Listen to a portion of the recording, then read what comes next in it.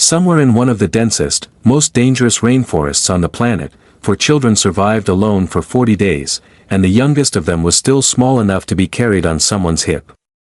No adults. No shelter beyond what the jungle itself provided. No food except what 4 kids, one of them barely more than a toddler, could recognize as safe to eat in an ecosystem full of plants and animals capable of killing a grown adult within hours. For over a month, an entire country searched for them without a single confirmed sign that any of the children were still alive, and the deeper searchers moved into that jungle, the more experienced trackers privately began to fear that this search would end in tragedy rather than rescue.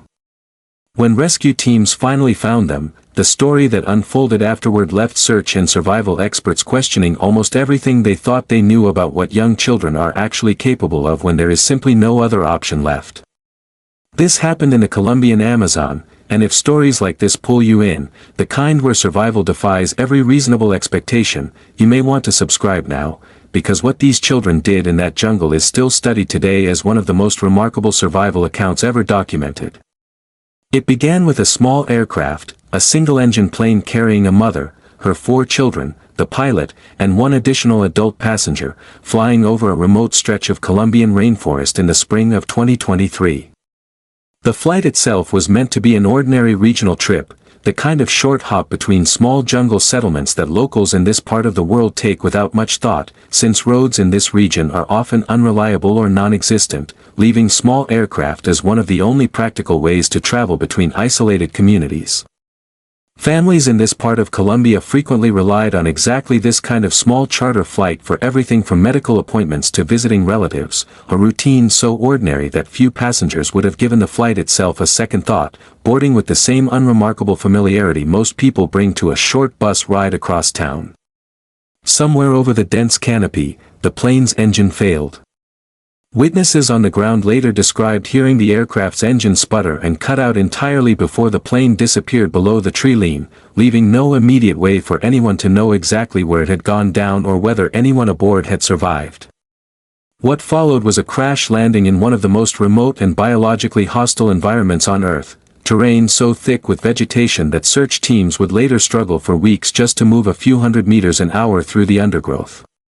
The pilot and the adult passenger did not survive the impact. The children's mother survived the crash itself, injured but alive, and according to later accounts pieced together by investigators and family members, she lived for several more days afterward, doing everything she physically could to protect and guide her children before her injuries ultimately overwhelmed her, leaving behind whatever final instructions and reassurance she could manage in what time she had left. This is where the story shifts from tragedy into something almost impossible to fully comprehend. 4 siblings, ranging from a 13-year-old down to an 11-month-old infant, were now completely alone in one of the most unforgiving environments on the planet, with no adult supervision, no communication equipment, and no clear understanding of exactly where they were relative to any human settlement. The wreckage itself offered little beyond a small quantity of food and the memory of the mother who had, in her final days, likely told them to stay together and wait for help, guidance the eldest sister appeared to take seriously even as the days without rescue stretched from 1 week into several. The eldest of the 4, a 13-year-old girl, effectively became the sole guardian and survival guide for her younger siblings, a responsibility that would challenge even a fully trained adult wilderness expert, let alone a child who had, until days earlier, simply been living an ordinary life with her family. She now found herself responsible not only for her own survival, but for a 9-year-old brother, a 4-year-old sister, and an 11-month-old infant still small enough to require near constant carrying and attention, all while managing her own grief, exhaustion, and fear in an environment that offered no room for any of those feelings to slow her down for long. What allowed her to do what she did next connects directly to something that rarely gets discussed in typical retellings of survival stories, and it has everything to do with where she was actually from. Here's where the story adds another layer, because self-domestication didn't just change behavior, it changed the body itself. Comparative studies on wildcats versus house cats reveal something almost impossible to picture on purpose. The domestic cat has a slightly smaller brain relative to its wild ancestor, shorter jaws, rounder faces, more flexible personalities, and, most strikingly, an increased tolerance for stress. These are the exact same traits researchers see across many self-domesticated species, a pattern so consistent it has its own name, domestication syndrome. It shows up in foxes bred for tameness in Russian experiments, it shows up in bonobos compared to chimpanzees, and it shows up in cats. Somehow, the simple act of tolerating humans reached under the skin and rewired biology itself, softening features that once existed purely for survival in the wild. Think about that the next time you watch a cat stretch lazily in a spot of sunlight on your floor. That posture, that total lack of fear, is not something evolution hands out for free. In the wild, an animal that relaxes that completely gets killed.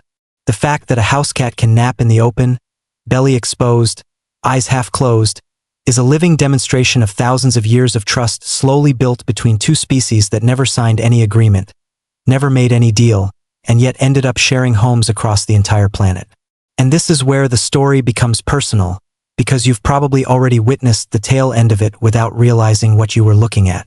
That moment when a cat, mid-ignoring you, suddenly walks over and presses its head against your hand. That isn't submission, and it isn't obedience.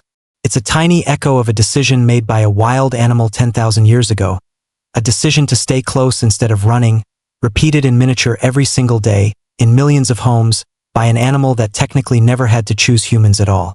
So the next time you see a cat sitting in a doorway, watching you with that flat, unreadable stare, you'll know what you're really looking at. Not a pet that was tamed, but a wild animal that walked toward warmth, walked toward food, walked toward light, and simply never left. It didn't ask permission, and it didn't need one. It rewired its own body, softened its own instincts, and turned survival into companionship, one quiet, patient choice at a time. Spread across thousands of years, no single cat ever saw the beginning or the end of. And maybe that's the strangest part of all. We like to think we chose our pets. But if you watch closely enough, you start to notice that some of them chose us first, and never bothered to tell us.